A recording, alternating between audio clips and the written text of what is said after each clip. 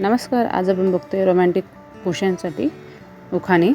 लव म्हणजे तूच आणि उखाणं म्हणजे पत्नीचं नाव घ्यायचं. पाहता तिचं रूप हृदयात आलं लूप, नाव घेतो जवळीक वाढली खूप. म्हणजे पत्नीचं नाव घेऊ जवळीक वाढली खूप असं म्हणू शकता.